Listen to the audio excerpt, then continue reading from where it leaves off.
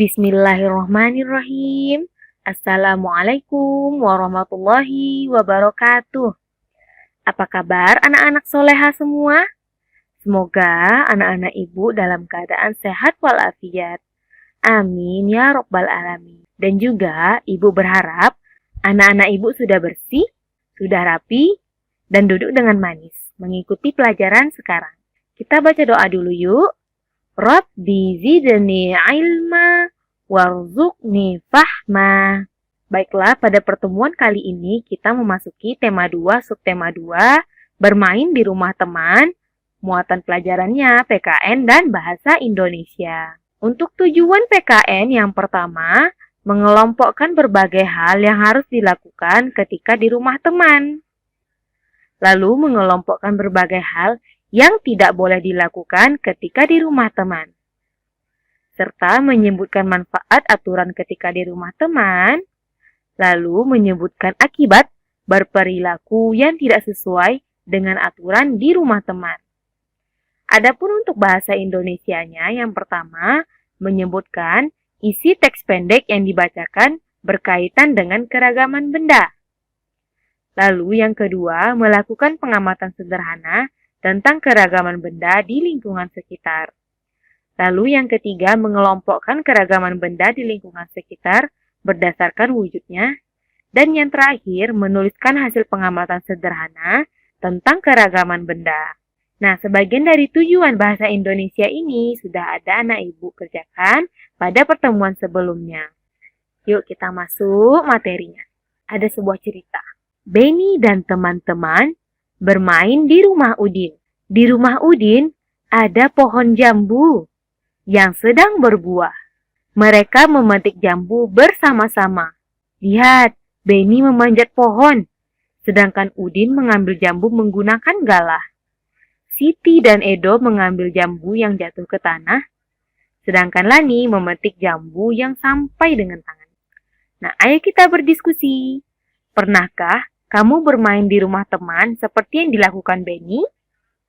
Akan tetapi anak-anak ibu, pada masa sekarang ini, saat pandemi seperti ini, kita lebih baik tidak usah pergi berkunjung ya, untuk menjaga keselamatan diri dan keluarga kita. Dan juga keselamatan diri dan keluarga teman kita. Nah, dalam hal ini ditanyakan, bagaimana sikapmu ketika bermain di rumah teman? Ayo kita lihat tabel berikut ini. Nah, di bawah sini ada beberapa sikap. Sikap yang menunjukkan mematuhi aturan diberi tanda centang. Sedangkan sikap yang tidak menunjukkan mematuhi aturan diberi tanda silang. Yuk kita lihat sikap yang pertama. Memasuki kamar pribadi orang lain tanpa izin. Apakah itu mematuhi aturan atau tidak mematuhi aturan? Tentu saja tidak mematuhi aturan. Hal ini sangat tidak boleh. Sebaiknya kita tidak memasuki ruangan-ruangan dari rumah teman kita. Itu adalah sikap yang kurang sopan. Nah, kita lihat sikap yang kedua. Mengetuk pintu dan mengucapkan salam ketika datang. Ya, ini mematuhi aturan. Kita beri tanda centang. Dalam ajaran agama Islam, kita dibatasi memberi salam sebanyak 3 kali. Assalamualaikum. Nah, ketika tidak dijawab, tentu saja kita melakukannya lagi. Assalamualaikum. Nah, begitu juga yang ketiga. Assalamualaikum. Tetapi setelah yang ketiga, kita tidak dianjurkan untuk melakukan yang keempat dan seterusnya. Mengapa seperti itu? Kita lebih baik menahan niat kita untuk bertamu. Karena bisa jadi tuan rumah sedang tidur. Takutnya kita mengganggu istirahatnya. Atau mungkin sedang tidak ada orang di rumah. Oleh karena itu, daripada kita menunggu lama-lama, lebih baik kita datang lain waktu. Kita lihat sikap yang ketiga. Tidak mengambil barang sembarangan. Ya, ini sikap yang patut dicontoh. Karena itu bukan barang milik kita. Jadi, kita tidak boleh menyentuh atau mengambilnya sembarangan. Nah, kita lihat sikap yang keempat. Memakan dan meminum sesuatu tanpa izin. Nauzubillahi min dzalik. Ini sama saja dengan mencuri. Kita memasukkan bara api neraka ke dalam mulut kita. Nauzubillahi min dzalik. Tidak boleh ya, ini sangat dilarang. Tetapi Bu, bagaimana kalau teman kita memberikan kita makanan? Nah, kalau seperti itu, diperbolehkan untuk kita memakannya. Jangan lupa membaca Bismillah. Sikap yang kelima, tidak membuang sampah sembarangan. Ya betul, tentu saja. Ini sikap yang patut kita lakukan. Karena kalau kita membuang sampah sembarangan, ini akan mengundang semut. Mengundang kecoa. Ya Allah, jorok sekali.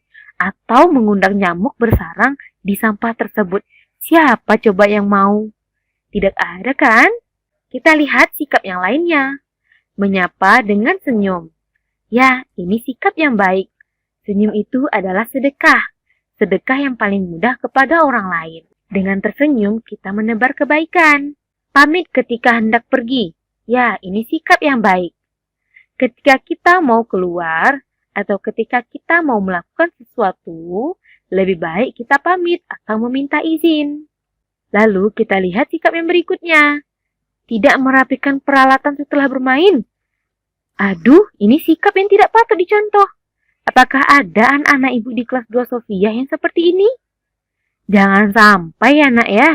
Ketika kita bermain, setelahnya harus dirapikan. Supaya barang-barang atau mainan kita tidak hilang. Lalu sikap yang berikutnya bermain sampai larut malam. Apakah ada anak-anak ibu yang seperti ini? Na'udzubillahi min dzalik. Ini sikap yang tidak patut dicontoh. Anak-anak ibu lebih baik pulang ketika sudah masuk waktu asar. Jadi orang tua anti tidak cemas, tidak bingung. Ketika maghrib itu adalah saat di mana setan berkeliaran di luar rumah. Oleh karena itu, kita dianjurkan ketika maghrib menutup pintu-pintu dan juga jendela-jendela kita dan kita menetap di dalam rumah. Tidak berkeliaran di luar, apalagi sambil bermain. Lalu kita lihat sikap yang berikutnya. Duduk dengan sopan. Ini sikap yang patut dicontoh. Apakah ketika bermain ke rumah teman, anak-anak ibu suka berkeliaran, duduknya tidak rapi? Apakah ada yang seperti itu? Lebih baik dari sekarang dirubah sikapnya, ya. Apa sih gunanya kita mematuhi aturan ini? Ayo simak percakapan antara Benny dan ibunya. Bu, apa manfaat aturan bagi kita? Banyak sekali manfaatnya. Coba Benny bayangkan jika dalam bermain tidak ada aturan. Apa yang terjadi? Pasti kita akan berbuat semau kita, Bu. Nah, apa nanti akibatnya? Bisa bertengkar, Bu. Iya benar. Jadi, menurut Benny, apa manfaat aturan itu? Dengan adanya aturan, hidup kita akan teratur. Iya, benar sekali Benny. Aturan juga akan melatih kita untuk bersikap disiplin. Dari percakapan antara Benny dan ibunya tadi, kita bisa tahu kalau aturan itu sangat penting. Apa jadinya hidup kita tanpa ada aturan? Oleh karena itu, kita hidup dengan teratur seperti sekarang ini. Alhamdulillah, Masya Allah semuanya karena ada aturan. Tentu saja aturan-aturan yang berasal dari syariat Islam. Sekarang anak-anak ibu sudah paham kan? Betapa pentingnya aturan itu bagi hidup kita. Sekarang coba lihat gambar ini. Ada seorang anak yang sedang bermain sepeda dengan kencang. Bagaimana pendapatmu? Apakah ini mengikuti aturan? Tentu saja tidak. Kalau kita berkendara dengan laju, itu akan sangat berbahaya. Kita bisa terjatuh, atau mungkin kita bisa menabrak sesuatu yang bisa membahayakan nyawa kita. Na'udzubillah min dzalik. Oleh karena itu, ketika berkendara atau ketika bermain, kita butuh aturan supaya kita selamat dan kita tidak membahayakan orang lain. Coba lihat gambar yang kedua ini. Ada seorang anak sedang memakan es krim. Di belakangnya ada tong sampah, tetapi dia membuang sampahnya sembarangan. Bagaimana pendapatmu? Apakah ini perilaku yang patut dicontoh? Tidak mungkin ini patut dicontoh. Sebaiknya kita membuang sampah pada tempatnya. Sampah yang dibuang sembarangan bisa jadi sarang penyakit. Bisa jadi tempat berkembang biak nyamuk. Bisa mengundang semut, mengundang tikus, dan juga mengundang kecoa. Apakah ada anak-anak ibu yang suka buang sampah sembarangan? Dirubah ya, jangan suka buang sampah sembarangan sekecil apapun. Sekarang, coba lihat gambar yang ketiga. Mereka terlihat sangat bahagia. Bagaimana pendapatmu? Apakah ini sesuatu yang patut dicontoh? Ya, ini perilaku yang patut dicontoh. Ada tidak anak-anak ibu yang membantu uminya di dapur ketika masak? Aturan seperti ini bisa menumbuhkan kasih sayang antara ibu dan anak, dan juga bisa meringankan pekerjaan ibu kita. Jangan sampai kita menambah pekerjaan beliau. Dalam syariat Islam, kita diwajibkan untuk berperilaku baik kepada orang tua kita. Birrul walidai. Berperilaku baik kepada siapa? Kepada orang tua kita. Ini adalah aturan yang harus kita jalankan. Sekarang coba lihat gambar keempat. Ada seorang anak yang ketika bangun tidur dia merapikan sendiri tempat tidurnya. Bagaimana pendapatmu? Apakah ini sikap yang patut dicontoh? Ya, ini patut dicontoh. Pada tugas yang lalu, anak-anak ibu sudah membuat aturan di rumahku, bukan? Mungkin sebagian anak-anak ibu ada yang membuat aturan ini. Ini adalah perilaku yang mulia, perilaku yang baik, dan merupakan kebiasaan yang baik. Nah sekarang, ayo kita membaca. Kegunaan benda. Ada banyak benda di sekitar kita. Ini tanda sama dengan ini, penulisnya mungkin lupa. Jadi tertulis sama dengan di sini, padahal seharusnya ya tidak boleh dalam aturan menulis. Maafkan penulisnya ya nak ya. Yuk kita lanjut. Benda membuat kegiatan kita menjadi terbantu. Kita tidak bisa minum kalau tidak ada air dan gelas. Kita tidak bisa menulis kalau tidak ada buku dan pensil. Begitu juga dalam bermain. Dalam bermain, ada yang membutuhkan benda dan ada yang tidak. Dalam bermain tarik-tarikan, kita tidak membutuhkan benda apapun. Namun, dalam bermain lingkaran simpai, tanpa adanya simpai, permainan tidak akan bisa terlaksana. Jadi, setiap benda mempunyai kegunaan masing-masing. Benda juga beraneka ragam. Ada benda padat, benda cair, dan benda gas. Ini contohnya. Setiap benda mempunyai kegunaan masing-masing. Mulai dari bangun tidur, kegiatan kita sudah tergantung dengan benda. Ketika mandi, kita membutuhkan air, sabun, sampo, gayung, dan lain-lain. Ketika memasak, ibu membutuhkan kompor, wajan, pisau, dan alat-alat memasak lainnya. Ketika akan berangkat ke sekolah, kita membutuhkan seragam, sepatu, tas, buku, pensil, penggaris, dan peralatan sekolah lainnya. Kehidupan kita akan selalu tergantung dengan benda. Untuk itu, kita perlu menjaga benda-benda di sekitar kita. Nah, jangan sampai benda-benda yang ada di sekitar kita mudah hancur, mudah rusak karena kita kurang merawatnya. Pada pertemuan sebelumnya, anak-anak ibu sudah membaca teks tentang benda padat, benda cair, dan juga benda gas, bukan? Temukanlah makna yang tepat dari kata-kata berikut ini. Kata yang pertama adalah bentuk. Menurut anak-anak ibu, maknanya yang mana ya?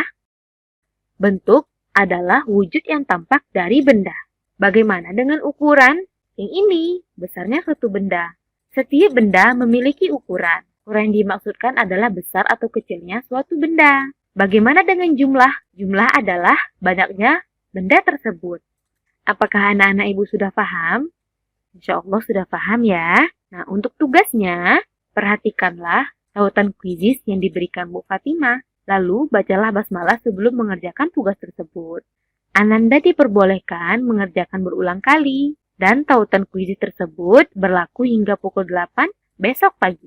Adapun soalnya adalah sebagai berikut. Tentukan wujud dari benda-benda pada gambar yang muncul. Kepada anak-anak ibu yang sudah memperhatikan dengan baik, ibu ucapkan jazakumullahu khairan katsira. Kita tutup dengan doa kafaratul majlis. Subhanakallahumma wa bihamdika asyhadu alla ilaha illa anta astaghfiruka wa atubu ilaik. Assalamualaikum warahmatullahi wabarakatuh.